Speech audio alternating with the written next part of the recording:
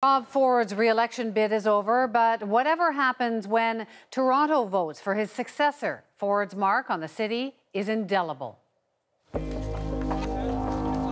He was never your typical candidate, and maybe that's why 4 years ago he won. I'll live up to your expectations, guaranteed. Rob Ford's tenure was always controversial, but the crack scandal launched him to international infamy. This guy is a one-man episode of Cops.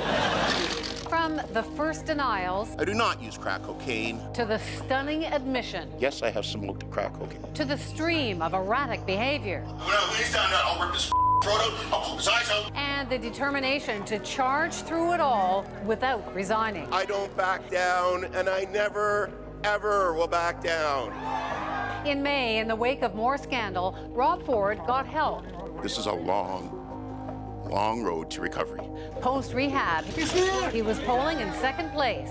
Through it all, Doug Ford supported him. I love my brother. I'll continue to stand by my brother. This week, he stood at his bedside, and now Doug is standing in for his brother. Thank you, Ford Nation! So is Ford Nation bigger than just Rob alone? The CBC's Stephen D'Souza has reported extensively on the Ford family. What do you think, Stephen? Is the Ford Nation, is it larger than Rob Ford? Well, I've spoken with so many members of Ford Nation over the years, and you heard some of them in Ron's piece, and they really stand behind Ford Nation and what it stands for. And you heard when Doug Ford spoke earlier, he says he really shares his brother's values, and why not? They've been partners in business and politics, hosted a radio show together, and really Doug Ford has become the proxy for Rob at City Hall. Throughout all of the scandals, he was the one speaking to the media when the mayor wasn't. We heard him called more hard-nosed than Rob Ford. Tell us more about Doug. Doug Ford, as you heard from the analyst in Ron's piece, doesn't have the warm and personable side that Rob Ford has. He's the political attack dog of the family, not the retail politician. He's gotten into wars of words with everyone from individual councillors to the chief of police to even Margaret Atwood. And unlike his brother, he's not the one giving out his home phone number. He's not the one showing up at your door to fix potholes.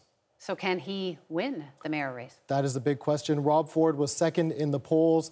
Doug Ford will have to try to maintain and grow that support. And really the question is, how is he going to do that? His two main rivals have been pretty sympathetic towards Rob Ford, but as we saw, one of his main rivals, John Tory, has already gone on the attack. So while it's not clear whether or not he can win, it's definitely clear that his opponents see him as a threat.